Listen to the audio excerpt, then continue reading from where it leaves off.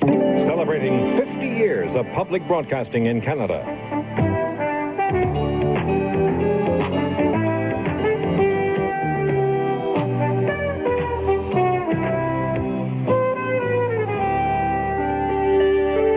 This is CBC Radio.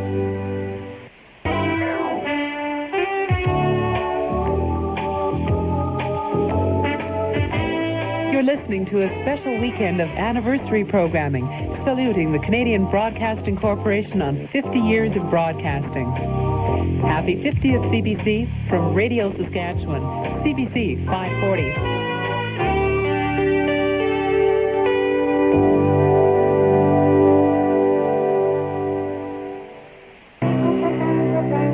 The sound of history. 50 years of broadcasting news on CBC Radio. Hello, I'm Rex Laurie. I'll be joined by my colleagues who usually host World Report, The World at 6, and Canada at 5. As well, we'll hear from our chief correspondent, Vince Carlin. Instead of bringing you the results of the latest election or breaking news from somewhere in Canada or around the world, the next hour is about us, the CBC Radio News Service. We'll look back at coverage that spans 50 years. Because for 2.5 years of broadcasting, the news, my first 2.5 years of broadcasting, the news was always bad. You know, I got to be known as the voice of doom, and certainly it seemed at the time as if doom was upon us. This is Matthew Holton of the CBC, speaking from Belgium. At the village of Breen. Ladies and gentlemen, I declare officially open the Trans-Canada Highway. Shock and consternation, I believe, that all Canadians have learned of the death of Mr. Pierre Laporte, who was so cowardly assassinated. We'll examine the advantages and disadvantages of radio news coverage as we compete with newspapers and television. You notice how we built programs around the news service, whether it's World Reports in the morning, supplemented by regional news in the half hours with a strong morning show around it, or whether it's a World at 6 in the evening, leading into an As It Happens and through the evening. You know, we routed huge chunks of our day. And it's also what makes, I think, CBC Radio distinctive. There is no other national news voice in radio terms in this country as CBC Radio News.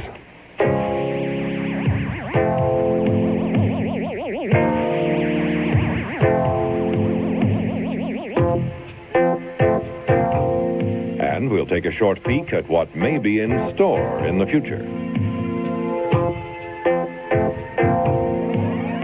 We find ourselves very much in the turbulence surrounding the leading edge of all of these technological changes. The first radio voice broadcast was made by a Canadian, Reginald Fessenden, on December 23rd, 1900. Fessenden had been chief chemist for both Thomas Edison and George Westinghouse. And ironically, the man from Sherbrooke, Quebec, had to get American funding for his invention. It wasn't until a year later that Marconi made his famous transmission from Britain to Signal Hill. During the 20s, lobby groups like the Radio League, aware of the significance of radio, began to pressure the federal government for regulations and creation of a public radio service. In 1932, the Canadian Radio Broadcasting Commission was created, to be replaced 4 years later by the Canadian Broadcasting Corporation. Leonard W. Brockington was its first chairman. Good evening. I am speaking to you as chairman of a board of governors of a corporation of which you are at once the shareholders, the debenture holders, and the patrons. I refer, of course, to the Canadian Broadcasting Corporation, which at midnight on Sunday last succeeded the Canadian Radio Broadcasting Commission in the control of national radio as a Canadian public service. Your new board consists of 9 governors or directors. The corporation is in the main independent of any government department. Its powers are wide and cover every phase of broadcasting, both public and private. Your directors have pledged themselves, one with the other, that they will act as a unit, non-political, non-personal, and When the CBC first became reality, there wasn't a news service as we know it. But indeed, there was news. Canadian Radio Commission calling the world. Ladies and gentlemen, right in front of us here right now, this moment, the men brought up Dr. Robertson from the pit. He's come up here, been carried along this channel of men, these cheering miners, and he's been placed in this ambulance, and he looks well. He's smiling. J. Frank Willis reports on the rescue of miners at Moose River in 1936. Also, a disaster in Niagara Falls, as the Rainbow Bridge collapsed into the Niagara River, incredibly without any loss of life. And we find now that the bridge has drawn away. A great gap extends before us, not 25 feet away from where we're standing, and from that gap has been pulled out the Canadian end of the bridge. The bridge itself did not... John Canawan describes the bridge's collapse. All over the ice down in the river. It simply collapsed on its own long axis. Of course, the bridge is a complete and utter wreck. Twisted metal, distorted spars, the old wooden platform broken as of kindling. We managed to get on the air within 7 or 8 minutes of the actual crash. We were hoping, as we were standing by here, that we would get some warning of this impending disaster and that we would be able to be actually on the air when the crash came. There was absolutely no warning. These were extraordinary broadcasts. Normal news was also broadcast in the early days. The first voice associated with news on the CBC was Charles Jennings. I had done an awful lot of network broadcasting and had also started to read the first national news bulletin, which I started when the Canadian press supplied us with the copy. And it used to be bicycled up by a messenger boy on flimsy, arriving about 2 minutes to 11. These were the days when the national news bulletin was 11 to 11:15. And sometimes a minute or so late. But the national news, it was really the first big news broadcast in Canada. It was a very important news broadcast. It ran about 12 minutes, and then it was followed by 3 or 4 or 5 minutes of a very detailed weather forecast covering the whole of the country from Straits of Belle Isle right across to the West Coast. And it was scheduled to coincide, or to sign off rather, just before the time signal from Ottawa, which you may recall was the first 4 notes of O Canada. The 4th note was exactly at 11 o'clock, and that came down on a line to Toronto from some very complicated technical device here in Ottawa. That also used to be a bit of a trick to try and end up right on the button, so that when you said, that gave the time signal announcement, and switched off your microphone, the time signal came through right on the button. Then, on January 1st, 1941. We begin today a national news service. Since the start of the CBC, and indeed in the time of its predecessor, the Radio Commission, listeners have been indebted to the Canadian press for the provision of news. General Manager of the corporation, Gladstone Murray. Warm tribute should be paid now both to the public spirit and to the sacrifice of the Canadian press. The time has come to relieve the Canadian press of this burden and to follow the example of the BBC and of other leading broadcasters that select, edit, and transmit their own news. The same characteristics of dependability, impartiality, and objective treatment that characterize the Canadian press service are to be maintained, if we can do it. The news of the supplying agencies will be laid down by automatic teletype in the CBC newsrooms at Halifax, Montreal, Toronto, Winnipeg, and Vancouver, just as it is laid down in the newsrooms of the local daily papers. The news will be edited and condensed for radio by a staff of experienced newspaper men and women who have been given special training in rewriting news in the radio style, which of course is simple, direct, and conversational. The judgment of the CBC radio editors in each news office will not be hampered by red tape or by unnecessary restrictions. The news service was formed and staff editors were hired. The first senior editor in Winnipeg was Bill Metcalf. What we had here were a total of 4, myself, another writer, and 2 copy boys. The copy boys learned to be writers by being on the job at night when there wasn't much doing, and they'd practice at night and so on, and they'd try to write a little bit of stand-up material for the next day, and they eventually did learn to be writers, one of whom was a fellow you would know from here, Bert Dentry. The other was a guy called Les Jackson, who finished up with CBC out in Vancouver and in a pretty high job out there. I laugh when I think about Les Jackson because he was the first person that I hired. And he came there, he was only 15 years old, and he had already graduated from high school. He was a smart kid. And at that time, the CBC was paying the magnificent sum of $40 a month for office boys or copy boys. And that surprised me because that was even less than the Winnipeg Free Press paid, and I thought nothing could be less than that. Anyway, I said to Les Jackson, well, look, this job only pays $40 a month. Is that satisfactory to you? And he said, well, that's pretty good for a boy nowadays. And I thought to myself, well, bless you, son. And he turned out great. How much were you making at the time? Well, I was doing all right. I'm trying to think. $55 a week, that's what I was hired for. And the Free Press was paying me $37 a week before that. And no way would they ever meet. They never would meet an opposing offer. They'd lose the guy rather than meet an offer. While the news service went through its initial growing pains, the world went to war.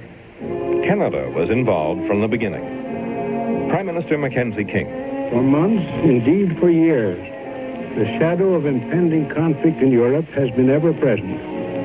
Through these troubled years, no stone has been left unturned, no road unexplored in the patient search for peace.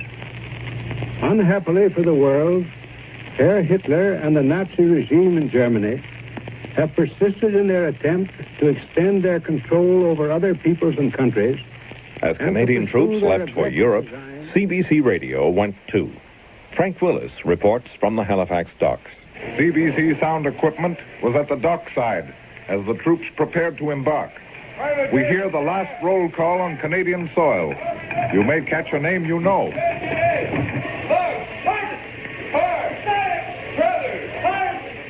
CBC correspondents went into the field. In London, the first sound engineer for the corporation overseas, Art Holmes, recorded on disc the sounds of the Blitz. We can always get a good recording down by the docks because this is the first place they would head for to start. They were trying to cut off shipping of all sorts, and it's just a matter of going down there at night, and you're sure to be in the middle of it and get whatever you wanted. I can let you hear a sample of what it was like to be down in this area at that time.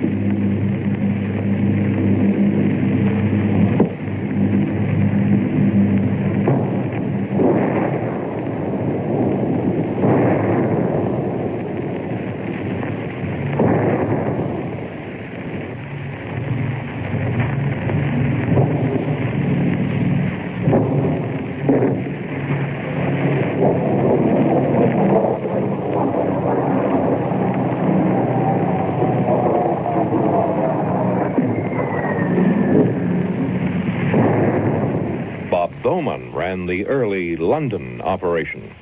He recalls radio coming of age in competition with print journalism. You know, they didn't appreciate what radio could do.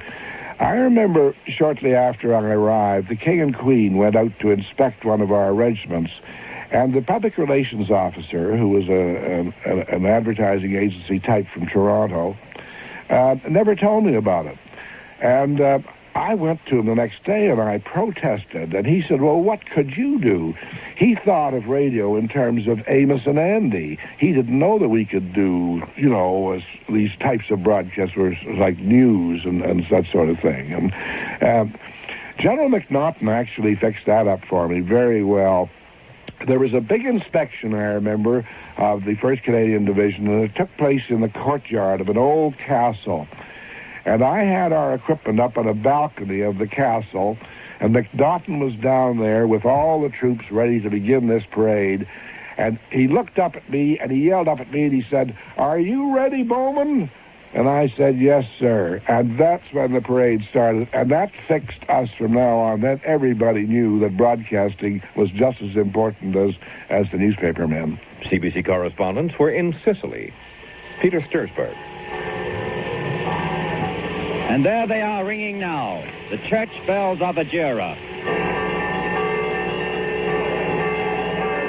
And now the band under Pipe Major Edmund Effen of Vancouver will play Cabba Fay.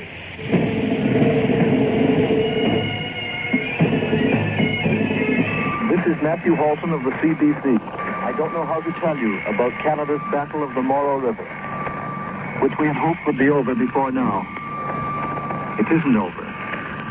The German is fighting to the death, and he opposes us for once in superior numbers of men. Here is just an episode of today. Today again, I went across this valley, Hell's Own, this time on foot, and got forward to one of our companies in the fighting. I got to the top of the ravine on the other side of the Moreau and passed the headquarters of a great regiment, the one which first established the bridgehead. They don't know that this barn will soon be shelled and machine gunned. There's Carpiquet. There's the wood from which the Canadian regiments and tanks are going to attack. And here are we, closer to Carpiquet than to the wood. The attack will come across right in front of us and toward us. I've never had a better observation post for a battle, and I dread what I'll see through this door. At 5 o'clock, and it's now about 10 seconds to 5. 1, 2, 3, 4, 5, 6, 7, 8, 9, 10, 11, 12, 13, 14, 15. Here she goes. Halton filed well over 600 broadcasts from virtually every theater of the war. Here's another example. Report number 87, September 30. This is Matthew Halton of the CBC, speaking from Belgium. At the village of Breendonk, a few miles north of Brussels, the Germans had a concentration camp for political prisoners. In this camp, several thousand Belgian and other resistants have been imprisoned at different times during the German occupation. Hundreds of them were tortured and killed in this camp. Before being shot or hanged, each man and woman had to build his or her own coffin. The bodies were taken into Brussels for cremation. Before the victims were murdered, their clothes were taken from them, and these clothes, many of them soaked with blood, were carefully ticketed and put away on shelves in a depot. And you can still see them there if you can bear to go in. Only the Germans could be as obscenely systematic as that. CBC correspondents like Halton, Stursberg, and Marcel Ouimet were noted for their courage in getting as close to the action as possible. At home, radio brought the war news into the living rooms of the nation. It was presented by people like Charles Jennings, Frank Willis, and when the news always seemed to be bad, a man who became known as the voice of doom, Lorne Greene. My fetish was to pronounce every word absolutely accurately, particularly the foreign place names, and there were hundreds and hundreds of foreign place names. And when the Germans invaded Russia, the place names became jawbreakers. And one night, and I still don't know to this day whether the head of news wrote this paragraph on purpose or not, just to see if I would stumble. But there were 15 jaw-breaking Russian names. And I went over them very, very carefully. And when I turned the page on the air and I saw this page coming up, I just took a deep breath. And I gave the news, rattling off all these names without hesitation. Yeah, it was Dnepropetrovsk and Rostov and Volgograd and so on, the Stalingrad and Leningrad and all those the crazy names, particularly in the south. And I went sailed right through it and sort of breathed a sigh of relief to myself, turned the page over, and the first line contained the words 10-ton trucks. And I couldn't say it. I said, 10-ton trained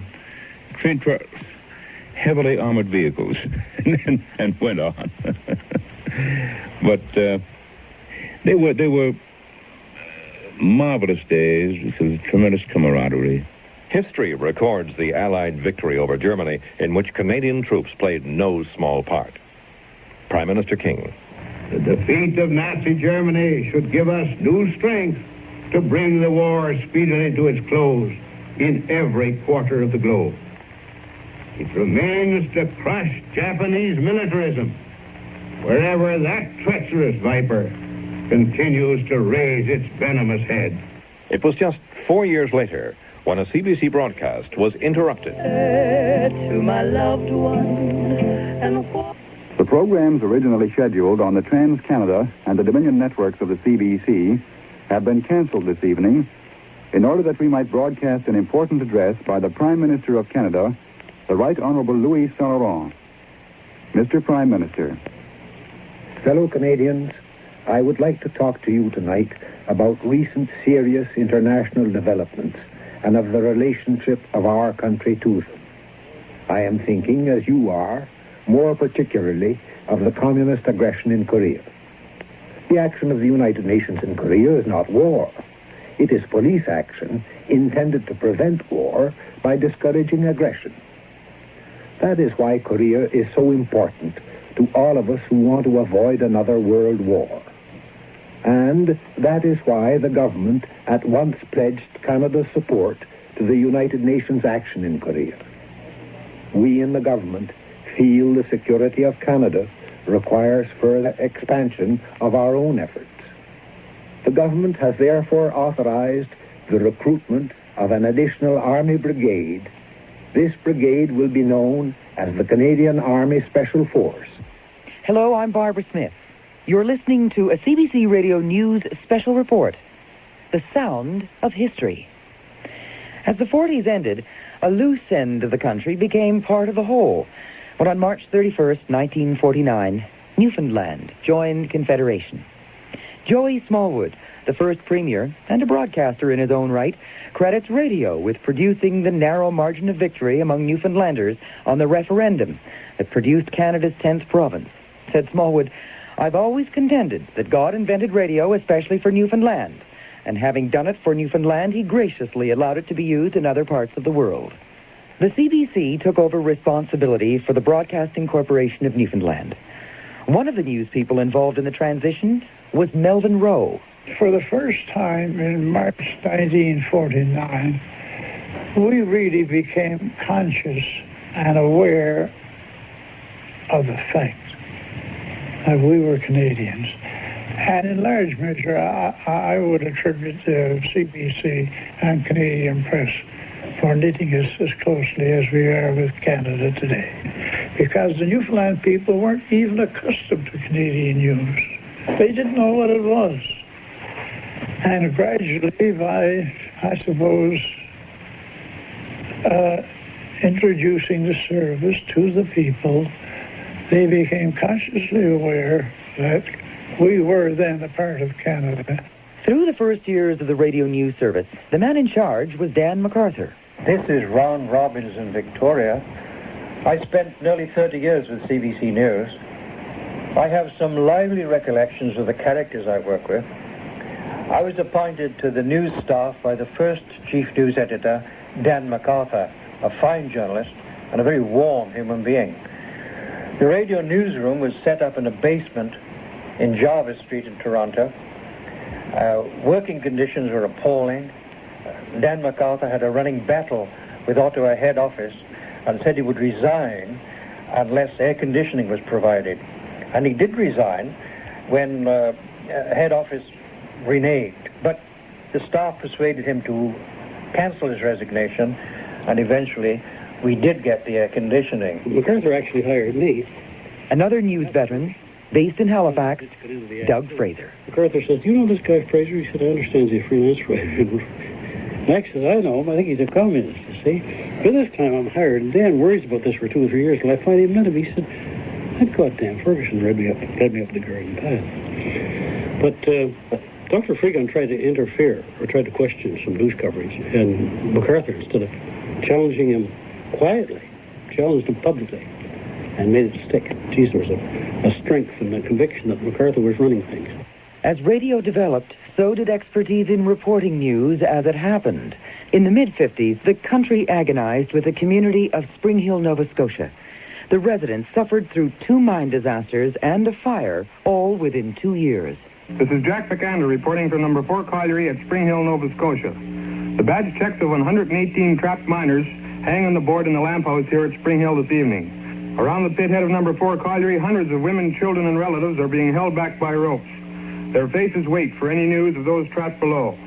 In the mining area, grimy-faced miners huddle and talk over the situation. Though the explosion was heard 42 miles away, many of those working in number 2 colliery did not even feel the tremendous explosion that rocked the mining town at 5 p.m. tonight. A flaming ball of fire rose 1,000 feet in the air, blowing the pit head to shreds and lighting a fire which burned grass and buildings for hundreds of yards. When the mine blew, 3 miners were working at the top of the shaft. One of them was killed instantly, 2 more died in the hospital. One of those killed was blown 300 yards from the pit head. The force of the explosion had blown his clothes completely from his body. At present, the gas that blocks the slope will not allow rescue crews to reach the men. It's a bitter, disheartening job. And now, News Roundup takes you directly to the scene of the Nova Scotia mine disaster. Come in, Spring Hill. Here at the pit head at Spring Hill, Nova Scotia, we are still waiting for the first of the miners who were reached alive and well today to come to the surface. The atmosphere here has changed drastically since earlier today. All day long, friends and relatives of those who were entombed beneath the surface of the earth have stood here in the cold, tight-lipped, their faces grim, waiting for some sort of news. And then, a little over 2 hours ago, it was officially announced that a number of the miners were safe. At first, 54 was the number given. And then just a short time ago, Dr. Lynch, the chief medical officer, told us that 65 of the miners are alive and in apparently good condition. And so there is anticipation here.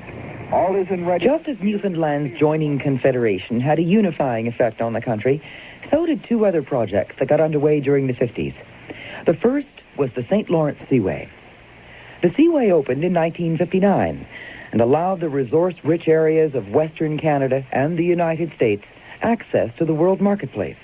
The CBC marked the occasion with special programming, including live coverage of the official opening, attended by Her Majesty the Queen and President Dwight D. Eisenhower.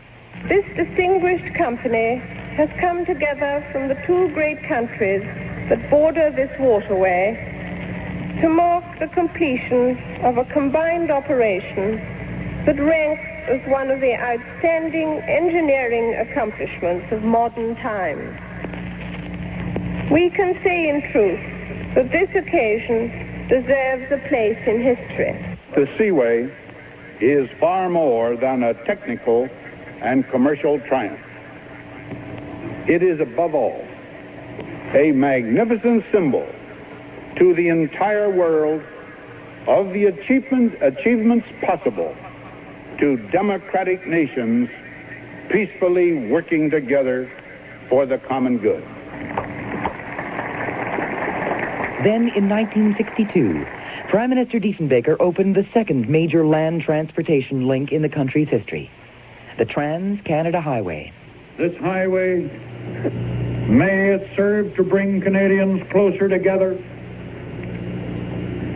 May it bring to all Canadians a renewed determination to individually do their part to make this nation greater and greater still, and worthy of the destiny that the fathers of Confederation had expected when, through their act of faith, they made it possible.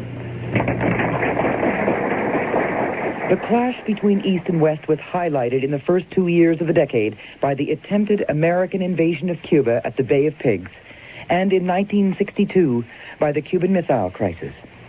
Doug Fraser was working in the Halifax newsroom during that time. I think the one that hits most was the Cuban Missile Crisis, because I'd been through the war, and what shocked me was so many of the young people I was working with couldn't comprehend the fact that it was very near a nuclear disaster.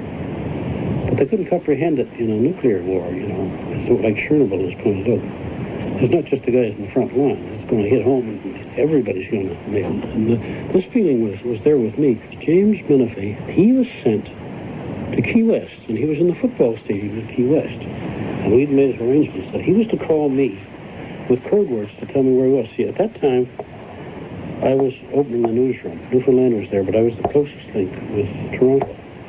So I had to go in early these mornings, sometimes stay there all night.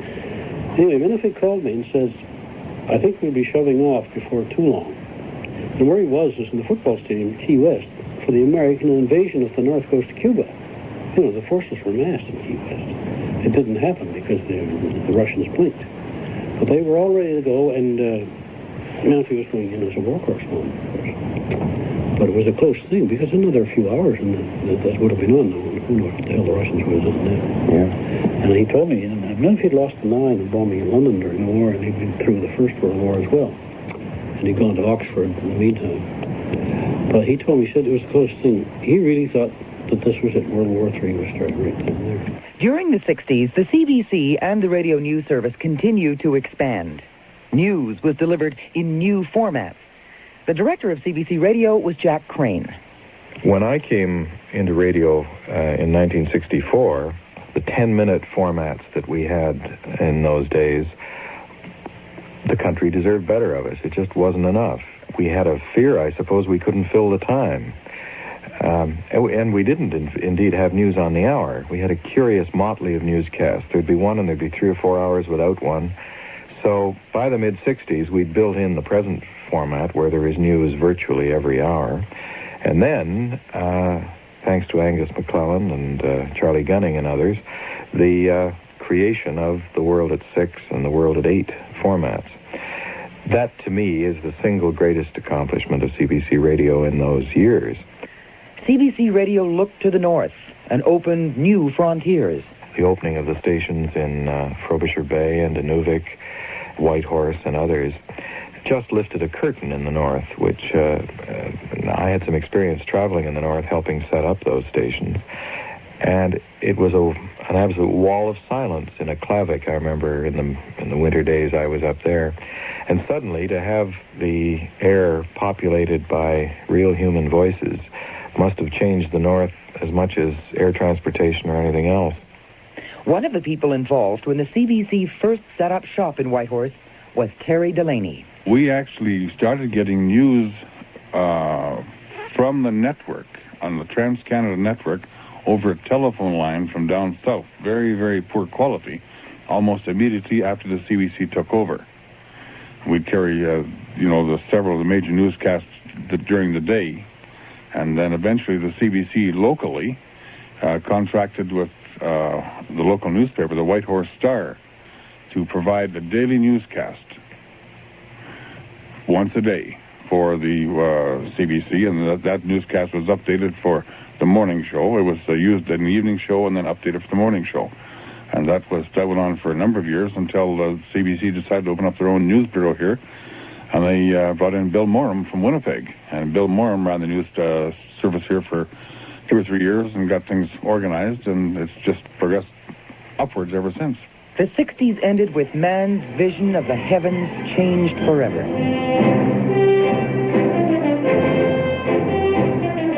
The space race was on as the 2 superpowers, the U.S. and the Soviet Union, fought for the next headline. In July 1969, these words marked what was possibly the greatest event of the century. Tranquility Base here. The Eagle has landed. That's one small step for man,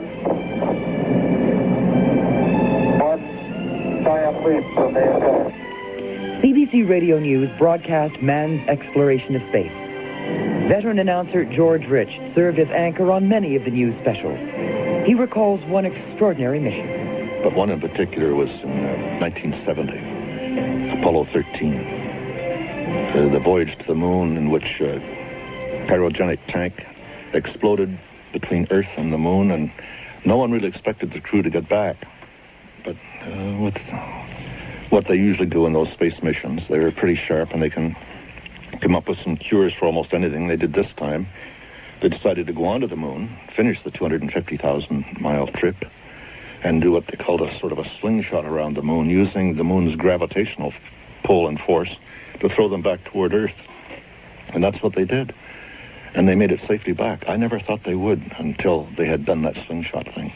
Since they had no propulsion, they just depended strictly on little jets which aimed the craft rather than propelled it. But they got back safely, and it was an amazing thing, and one I'll always remember for the rest of my life. Hello, I'm Russ Germain. The titles of news programming changed over the years. This is Sunday Morning Magazine, a weekly roundup of important news and sports. In this edition, no progress on a Berlin solution. Renewed tension in Southeast Asia. Now, CBC Canadian Roundup with direct reports from across the land.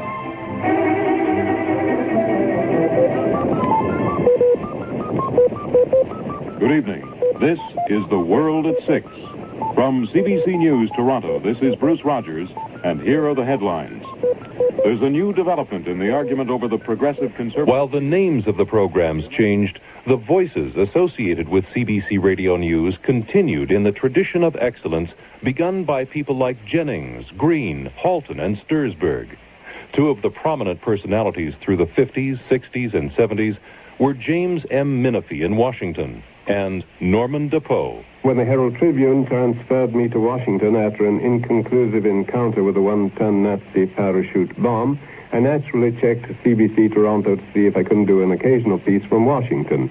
I was covering the White House then, and FDR was providing plenty of material. By good luck, CBC at that time was looking for someone to do just that. Our first office here was a one-room affair shared with Max Friedman, the correspondent then of the Winnipeg Free Press. I had one telephone, a mic on the table in the corner, and half a secretary. I suppose the most outstanding stories I've covered for CBC were the Cuba crisis, which was bedlam, the visit to the United States of Nikita Khrushchev, and finally President Kennedy, his election campaign, his trip to Europe, the last time I saw him when he greeted the Black Watch pipe band on the south lawn of the White House, and his funeral. You might say that there in microcosm was the history of our times. I still can't think of it without emotion. James M. Menifee, CBC News, Washington. There are the good times, too, though. The warming spectacle of thousands of children cheering their queen, the excitement when you come down out of the night to an airport in a country you've never seen before, the strangeness the first time you see the stars south of the equator, all new constellations with the familiar dipper low on the horizon and the North Star lost to sight. A writer friend of mine, Hugh Garner, once burst into public print saying that newsmen who describe their business as exciting or glamorous are either deluding themselves or lying. As he put it, we really spend 98% of our time checking the correct middle initial of some kook who fell down a well. Well, Hugh, we do at that, but I wouldn't sell the remaining 2% for any other job in the world. This is Norman Depew reporting. On the Canadian political scene, Trudeau mania. The leadership race, which today took a new development with the announcement by Mitchell Sharp that he had decided to opt out and throw his support behind Pierre Elliott Trudeau. The big development on the eve of this convention. Just as the 60s had belonged to John Diefenbaker and Lester Pearson, Canada got a new brand of politician. Pierre Trudeau's Liberals came to power, promising a new era of prosperity. Mr. Trudeau first had to handle a situation that had far greater ramifications than a slow economy or a rise in unemployment. The decade of the 70s began with the country in turmoil. Domestic terrorism, seen before as only a threat, became tragic reality. Well, it was shock and consternation, I believe, that all Canadians have learnt of the death of Mr. Pierre Laporte, who was so cowardly assassinated by a band of murderers. And I can't help feeling, as a Canadian, a deep sense of shame that this cruel and senseless act should have been conceived in cold blood and executed in like manner. It's hard to express oneself in the face of such diabolical savagery. The utter uselessness on their part to have taken such a course indicates how desperate they are and how those feelings, those ordinary feelings that all of us have, compassion, have been buried and destroyed. The War Measures Act was declared, and Prime Minister Trudeau left no doubt of Ottawa's determination to find those responsible. There's a lot of bleeding hearts around who just don't like to see people with helmets and guns. All I can say is go on and bleed, but it's more important to keep law and order in this society than to be worried about weak-kneed people who don't like the looks of At any cost? At any cost? How far would you go with that? How far would you extend that? Well, just watch me. Two of CBC Radio's reporters on Parliament Hill at the time of the FLQ crisis were Tim Rafe and Peter Laux. They recall the feeling in Ottawa the night Pierre Laporte was found murdered. It was a very moving experience. There were not a large crowd, 200 to 300, I guess, who'd gathered there, and we talked to them, and I tried to ask them why they were here. This was 2:30, 3 o'clock in the morning. Why they were here, and there was a group of them, for instance, who had a sign saying, Canada from sea to sea, we love thee. And every now and then they'd break out into singing "Oh Canada" as a symbol of unity, I suppose, of the country can overcome this, and let's band together. And this was the feeling you got from the sea. Some of these people, you know, were probably there out of curiosity, but so many of them were there out of far deeper feelings. And I sort of, you tend to pride yourself on being tough in this business, but that got to me last night. It got to me interviewing a group of young Canadians, boys and girls, and their attitude. You know, they were almost weeping. This is my country, and how could this possibly happen? What future does it have now? Just a frightening reaction, really a frightening reaction. The British Trade Commissioner, James Cross, survived his kidnapping ordeal. I was taken out of the car, told to keep my eyes closed, and a gas mask was put on my head, which the eyepieces had been painted out.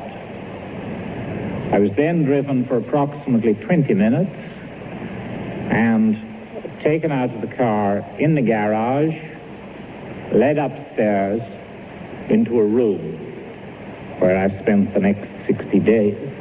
Mr. Cross was released in return for safe passage to Cuba for his kidnappers and their families. Dave Struthers, our man in Montreal, sums up his feelings. My reflections on the whole FLQ Cross-Laporte affair is that we are a naive nation. We still have no laws on the books to handle determined street guerrillas, nor do we seem to have people in authority who are tough enough to use the laws when needed. Ruthlessness is never nice to contemplate, but when it is used, the only answer seems to be a similar lack of pity. Canada wasn't the only country with problems. The United States was caught in the middle of a war it could not win. Vietnam. CBC Radio News sent Mike Duffy to Southeast Asia as South Vietnam was in its death throes. In 75, having been there once already, Radio News was being swamped because there was just so much happening there. They wanted to send in some reinforcements. And so I was sent over for radio and was there, got out on the last commercial flight the day before the communists arrived. Tuesday, April 29th. The streets of Saigon, usually jammed with traffic at the morning rush hour, are quiet.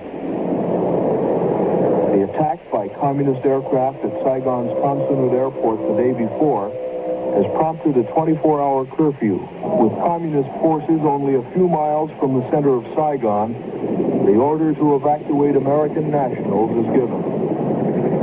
The U.S. suffered through the Watergate affair, which eventually led to President Nixon's resignation in midterm in 1974. Wars erupted in the Middle East between Israel and its neighbors. In 1976, the Summer Olympic Games in Montreal put Canada before the eyes of the world. The head of the International Olympic Committee, Lord Killennan. On behalf of the International Olympic Committee, which awarded the Games to Montreal, I would like to welcome everyone here. First, the individual athletes for whom the games are created.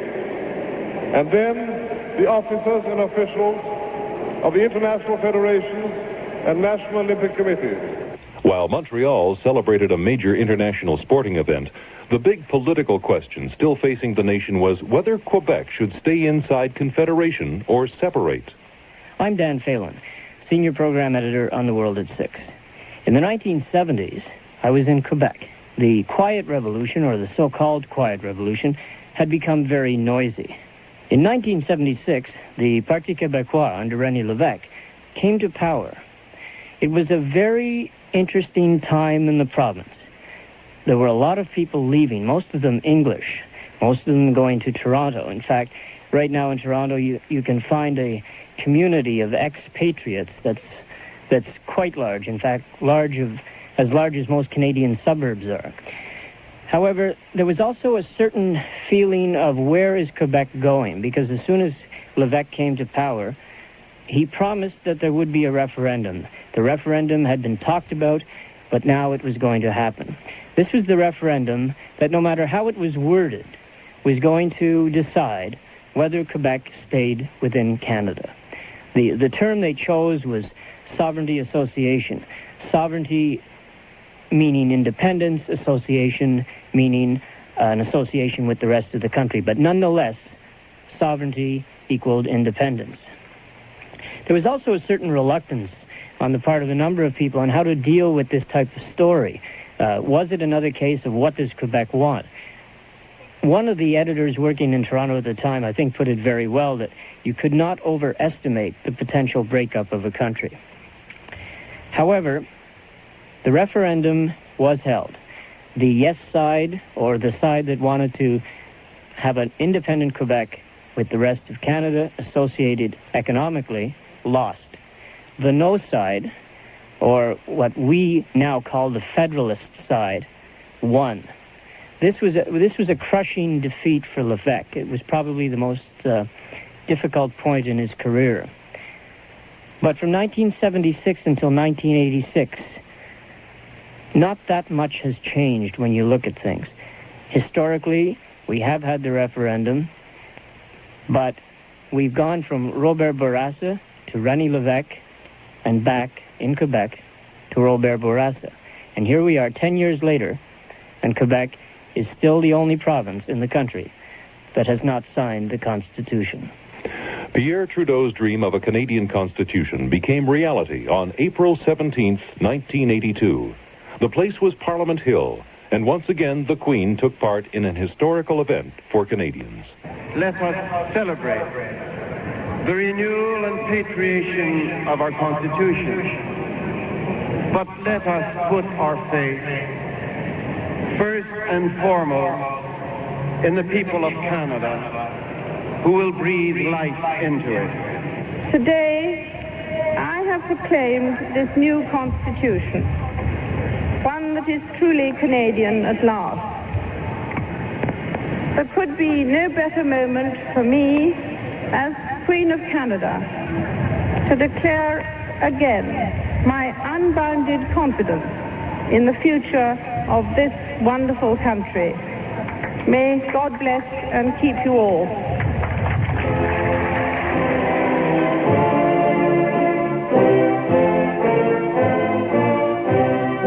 This is Bob Oxley. From the past to the present. Expo 67 offers perhaps as striking evidence as was ever assembled in one place that the future well-being of the whole world community, the whole world community of man, depends on achieving unity of progress and of peace within the vast diversity of national policies and national goals. Millions of our fellow citizens will be coming to Vancouver over the next 5 months. From every part of the United States, from around the world, millions more will come to share in this magnificent experience of Expo 86. And we say, come to Vancouver, come to Canada. What a welcome and what a world awaits you here.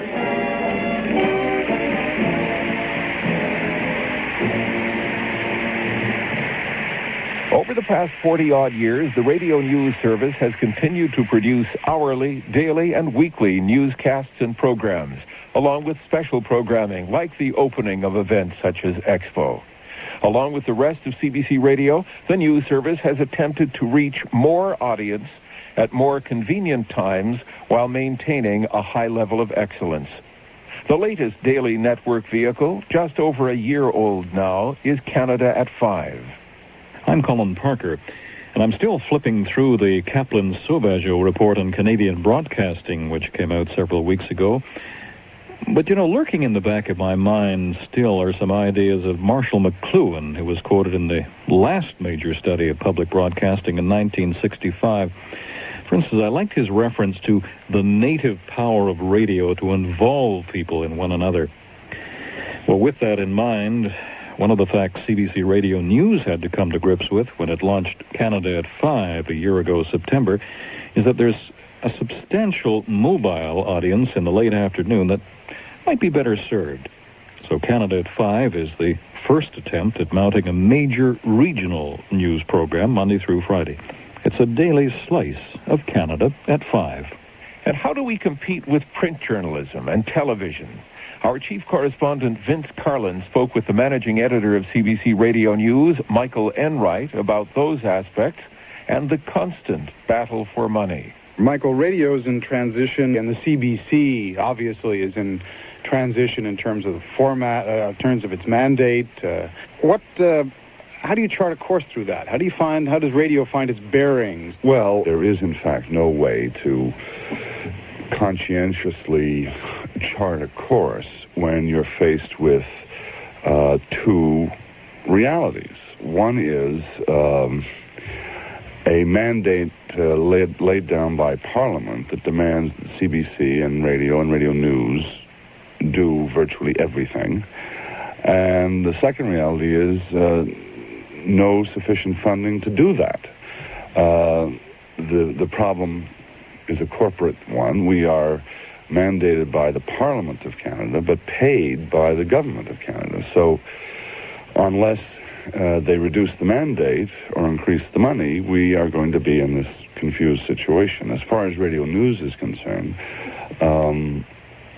we have to, or we go out of business, keep up with all of the technological developments of radio, all of the state-of-the-art bells and whistles and gizmos that allow us to do our journalism fast and accurately and get it to the consumers.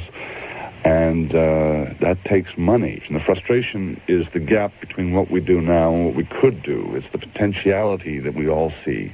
And we say to ourselves, if only, those are the two words, if only, then we could expand on that solid base that we've built up over the last 40-odd years, 50 years, and take the entire news service to another level in terms of broadcast journalism. What level is that? And what would people see as hallmarks of that level? Well, radio is, with the exception of print, and I suppose the print novel, is the most intimate form of communication because it creates in the mind of the listener a picture, and we draw word pictures. That's our job. If we had sufficient funding, we could expand that in other areas of the world. We could open up new bureaus, for example, to give a Canadian perspective on foreign news.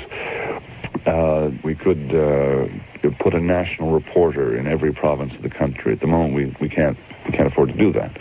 If we could send more people to more things and give them the emotion and the context of an event rather than the facts of the event, I think it would increase the intimacy and the connection between listener and radio. Now, in the last half of the 50 years that we're talking about, we've seen the rise of television as a provider of information. And from 1960 on, really, the last 25, 26 years, is when television really came into its own in terms of providing some of that emotional impact you talked about, which radio used to do. Yep. How does radio still provide that emotion when people can sit down and see an event happening either live before them or in the television equivalent, the videotape instead of the audio tape? The The thing that television, and this is, I mean, everyone says this, but it is true. The thing that television does better than anything else is provide the live pictures of an event as the event's unfolding. What television can't do and radio can is it can fill in the margins. It can provide the context against which you hang the word picture.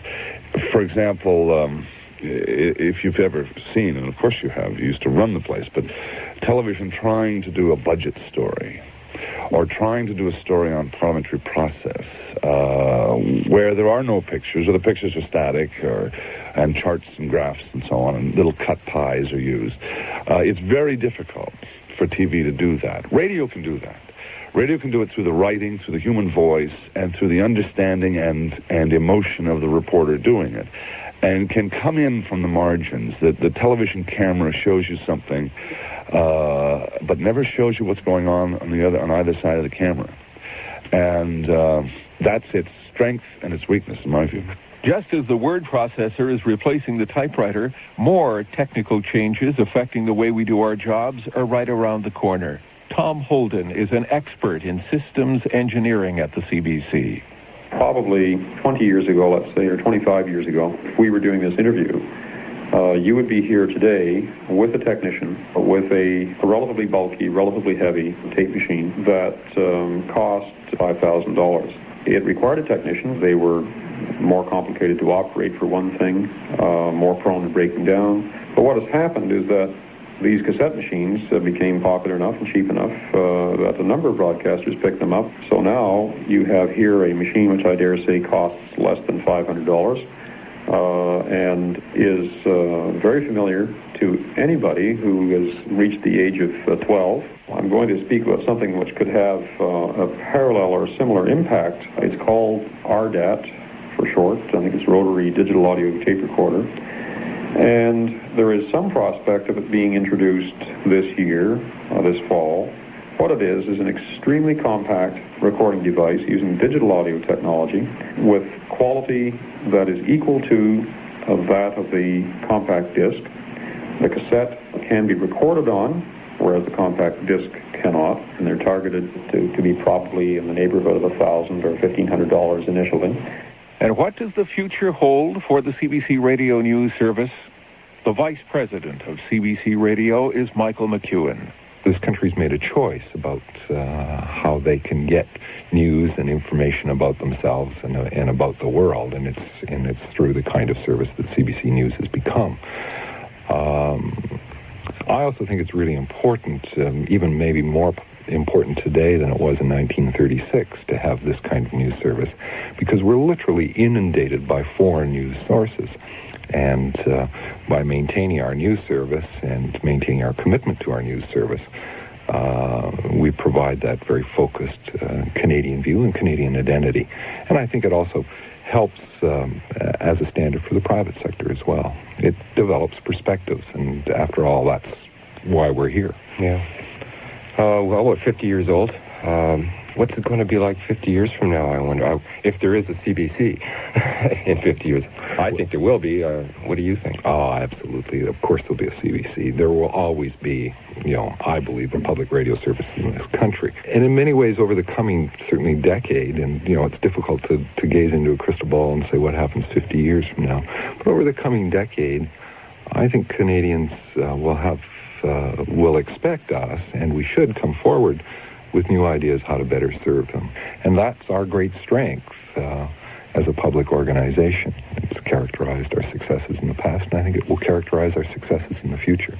Throughout this past hour, we've tried to bring you the flavor of our coverage over the years and the way CBC Radio and its news service has helped unite and strengthen Canada. Perhaps the best way to leave the story is to go back to one of those people who fought so hard for a public radio service from the beginning in the 30s, the co-founder of the Radio League, Graham Spry.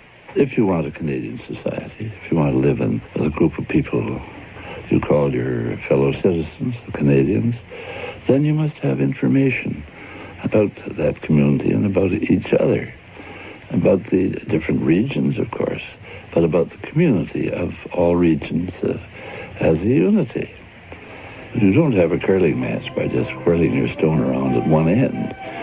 You've got to use the whole ice. The sound of history. 50 years of news broadcasting on CBC Radio was written, edited, and produced by Dick Vinnells. Research by Marnie Coulter, with special thanks to the CBC Archives Department. Technical production by Victor Johnston. Everyone has his or her own stories and recollections, and we apologize to the literally hundreds of writers, editors, reporters, and on-air staff we weren't able to mention. CBC Radio News has been and remains the best radio news service in the country because of its people. For CBC Radio News, this is Bob Oxley speaking.